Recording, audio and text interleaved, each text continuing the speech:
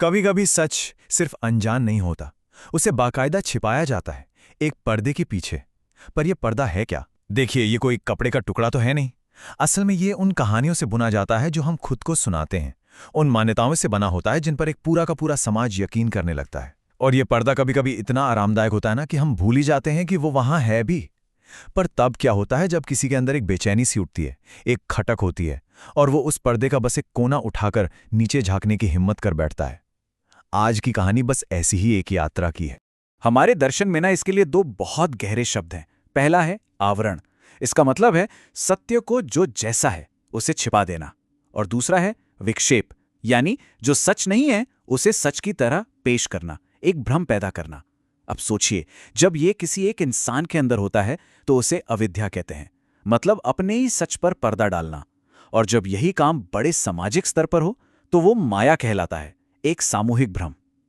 आज हम इसी पर्दे को उठाने की एक कहानी को समझेंगे। एक पर्दा जो किसी के लिए बहुत निजी भी है और हम सब के लिए ऐतिहासिक भी। तो ये कहानी हमें ले चलती है हम्पी के इन शानदार खंडहरों के बीच। यहाँ हमारी मुलाकात होती है रज़िया से, जो एक बेहतरीन फिल्म मेकर है। वो इतिहास के बीचों बीच खड़ी है अपने कैमरे के साथ। उसे लगता है कि वो यहाँ एक डॉक्यूमेंट्री बनाने आई है, इन पत्थरों की खूबसूरती और इनकी कला को दुनिया तक पहुंचाने।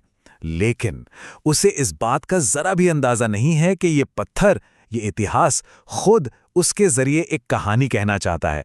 एक ऐसी कहानी जिसकी गूंज उसके अपने भीतर तक जाने वाली है। और यहीं से एक बहुत गहरा सवाल पैदा होता है, एक सवाल जो सिर्फ रज़िया का नहीं, हम सबका है। क्या होता है जब वो कहानी जो सच कहलवाना चाहता है उस कहानी से टकरा जाए जिसे हम अपनी सहूलियत के हिसाब से भूल चुके हैं? जब एक प्रोफेशनल जिम्मेदारी, एक कलाकार का फर्ज किसी के दबे हुए, भूले बिसरे निजी इतिहास से टकराता है तो क्या होता है? कौन जीतता है? वो कहानी जो दुनिया को दिखानी है या वो कहानी जो आत्मा को खुद जाननी है? तो हम्पी के ये खंडहर अब उसकी फिल्म के लिए सिर्फ एक खूबसूरत बैकग्राउंड नहीं रह जाते। बहुत जल्द वो उसके लिए एक गहरे संकट की वजह बन जाते हैं, एक कलाकार के तौर पे भी और एक इंसान के तौर पे भी। ये जगह उसके लिए एक आईने की तरह हो जाती है, जिसमें उसे सिर्फ पत्थर नहीं बल्कि कुछ और भी दिखने लगता है। एक कलाकार होने के नाते रज़िया जैसे एक दीवार से टकरा जाती है। वो इन भव्य लेकिन खंडित मूर्तियों को देखती है और समझ जाती है कि वो सिर्फ उनकी सुंदरता नहीं दिखा सकती। कैमरा एक बहुत ईमानदार आंख होता है। वो कला और घाव दोनों को एक साथ देखता है। और एक कलाकार के लिए घाव को नजरअंदाज करके सिर्फ सुंदरता दिखाना एक बेईमानी है, एक झूठ। और रज़िया ये जानती है कि कैमरे से झूठ नहीं बुलवाया जा सकता। कला से जुड़ा ये संकट जल्दी उसके पति आमिर के साथ एक बौद्धिक बहस में बदल जाता है। आमिर एक तर्कवादी इंसान है।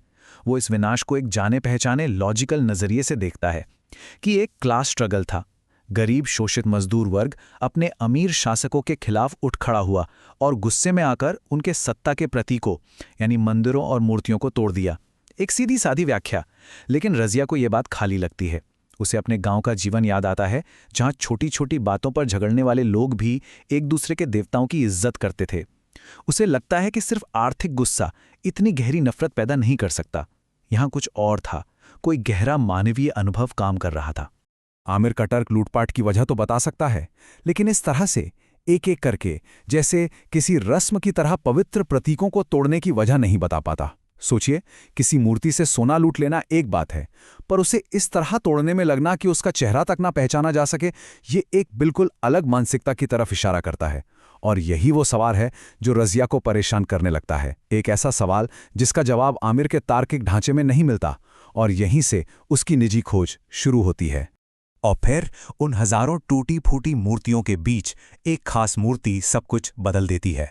ये एक ऐसा पल है जो इस पूरी खोज को इतिहास के पन्नों से खींचकर सीधा उसकी अपनी यादों के दबे हुए खंडरों की ओर मोड़ देता है। नरसिंह की वो खंडित मूर्ति उसके लिए सिर्फ एक और टूटी हुई कलाकृति नहीं है। उसे अचानक याद आता है, ये तो उसके कुलदेवता थे। और इसी पल में ये राज खुलता है कि रज़िया का जन्म का नाम लक्ष्मी था। पत्थर की वो टूटी हुई मूर्त उसे एक ऐसे अतीत से, एक ऐसे परिवार से, एक ऐसी आस्था से जोड़ देती है जिसे वो 28 साल पहले बहुत बहुत पीछे छोड़ आई थी। उस मूर्ति को देखते ही उसके कानों में एक भूली हुई दर्द भरी आवाज गूंजने लगती है। उसके पिता नरसिंह गौड़ा के शब्द, जब उसने आमिर से शादी करने और अपना धर्म बदलने का फैसला किया था, तब उन्होंने एक भविष्यवाणी जैसी बात कही थी। उन्होंने दर्द में कहा था कि उससे पैदा होने वाली पीढ़ी एक दिन उनके मंदिर तोड़ेगी और उस पाप के लिए वो जिम्मेदार होगी। एक चेतावनी जिसे उसने उस वक्त पुरानी दकियानुसी सोच कहकर टाल दिया था। लेकिन आज हम्पी के उन खामोश टूटे हुए पत्थरों के बीच वो शब्द पुरानी सोच नहीं लगते, वो एक भयानक भविष्यवाणी की तरह गूंजते हैं।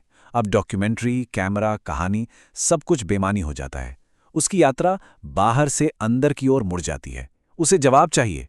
उसे अपने पैतृक घर नरसापुरा वापस जाना ही होगा, उस इतिहास को समझने के लिए जिसके बारे में उसके पिता बात कर रहे थे, उस सच को खोजने के लिए जो उन्होंने उसे देने की कोशिश की थी और जिसे उसने लेने से इनकार कर दिया था। और ये खोज उसे अपने पिता के स्टडी रूम तक ले जाती है, एक कमरा जो किताबों, नोट्स और दबे हुए इतिहास से भरा पड़ा है। सालों से बंद उस कमरे में पुरानी किताबों की एक खुशबू है और उसके पिता की मौजूदगी का एहसास। ये लाइब्रेरी उसकी असली यूनिवर्सिटी बन जाती है। उसकी सेल्फ एजुकेशन की यात्रा किसी फिल्म स्टूडियो में नहीं, बल्कि अपने पिता के छोड़े हुए इन खामोश पन्नों के बीच शुरू होती है। उनके नोट्स के पन्ने पलटते हुए उसे अपने पिता का एक मूल सिद्धांत मिलता है, जो अब उसका भी बन जाता है। इतिहास के अध्ययन का एक निश्चित लक्ष्य है, सत्य की खोज। किसी सुविधाजनक कहानी के लिए नहीं, किसी विचारधारा को सही साबित करने के लिए नहीं, किसी को खुश या नाराज करने के लिए नहीं, बल्कि सिर्फ और सिर्फ सच के लिए। ये एक वाक्य अब उसका मिशन बन जाता है। जैसे जैसे वो उन किताबों में डूबती जाती है, उसे कुछ पैटर्न दिखने लगते हैं जो उसे परेशान कर देते हैं। वो टीपू सुल्तान जैसे शासकों के बारे में पढ़ती है और उन चीज़ों के बारे में जानती है जो उसे कभी पढ़ाई नहीं गई, जैसे शहरों का नाम सिस्टमैटिक तरीके से बदलना, मैसूर का नाम नजराबाद, कुर्क का जफराबाद। वो समझ जाती है कि ये सिर्फ नाम बदलना नहीं था, ये किसी जगह की पहचान, उसकी यादों को मिटाने की, उस पर एक नया पर्दा डालने की कोशिश थी। यहीं पर वो एक लैटिन कहावत और एक बहुत ज़रूरी कॉन्सेप्ट को समझती है, सप्रेसो वेरी सजेस्टो फैल्सी। इसका मतलब है झूठ को स्थापित करने के लिए सच को दबा देना। देखिए, ये सीधे सीधे झूठ बोलना नहीं है, ये उससे कहीं ज्यादा खतरनाक है। इसका मतलब है तथ्यों को बड़ी सावधानी से चुनना, कहानी का सिर्फ एक आरामदायक पहलू दिखाना, ताकि एक ऐसी कहानी बने जो सुविधाजनक तो हो लेकिन अधूरी हो। और जो कहानी अधूरी होती है वो असत्य ही होती है। और जो बात उसे सच में हिला देती है वो ये है कि ये सब सिर्फ पुराना इतिहास नहीं है। वो राष्ट्रीय एकता पर एक सरकारी सेमिनार में जाती है और इसी रणनीति को अपनी आंखों के सामने काम करते हुए देखती है। वहां बैठे बुद्धिजीवी सांप्रदायिक सद्भाव के नाम पर इतिहास की किताबों को साफ करने की बात करते हैं, मतलब अप्रिय या असुविधाजनक सच को हटाने का प्रस्ताव देते हैं। उसे एहसास होता है कि ये आवरण का काम, सच पर पर्दा डालने का काम, आज भी एक जीवित प्रोजेक्ट है जो लगातार जारी है। ये पूरी यात्रा हम्पी के खंडहरों से लेकर उसके पिता के पुस्तकालय तक और फिर आज की इस बेचैन कर देने वाली सच्चाई तक उसे एक शांत आंतरिक संकल्प की ओर ले जाती है। अब उसका मकसद किसी बहस को जीतना या कोई डॉक्यूमेंट्री पूरी करना नहीं रह गया है। अब लक्ष्य बस एक है, उस कहानी को कहने का सबसे ईमानदार तरीका खोजना जो उसने खोजी है।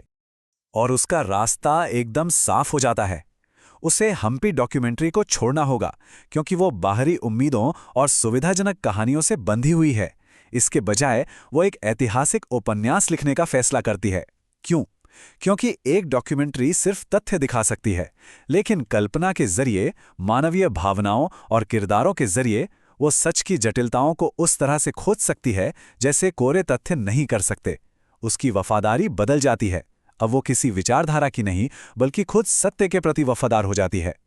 और यहां रजिया का बदलाव सारे जवाब खोजने में नहीं है, बल्कि सही सवालों के साथ जीना सीखने में है।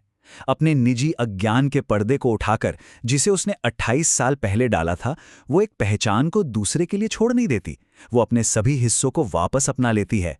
वो लक्ष्मी जो वो थी और वो रजिया जो वो है, वो टुकड़ों में नहीं रहती, वो पूरी हो जाती है। आखिर में ये पूरी यात्रा हमें एक बहुत गहरी समझ के साथ छोड़ जाती है कि इतिहास सिर्फ किताबों में बंद एक विषय नहीं है, तारीखों और नामों की लिस्ट नहीं है। ये एक जीवित उपस्थिति है जो एक नदी की तरह हमारे अंदर बहती है, हमें आकार देती है और ये तय करती है कि हम कौन से पर्दे पहनने या कौन से पर्दे उठाने का चुनाव करते हैं। रजिया की ये कहानी सिर्फ उसकी या हम्पी की नहीं है, ये हमारे अपने जीवन में मौजूद पर्दों के बारे में है। हम सब ने अपनी सहूलियत के लिए कुछ पर्दे डाल रखे हैं, तो जो सवाल हमारे साथ रह जाता है वो ये है कि हमारी अपनी कहानी का, हमारे अपने इतिहास का वो कौन सा हिस्सा है जिसे हमने अभी तक उजागर नहीं किया है। वो कौन सा पर्दा है जिसे उठाने का समय अब आ गया है।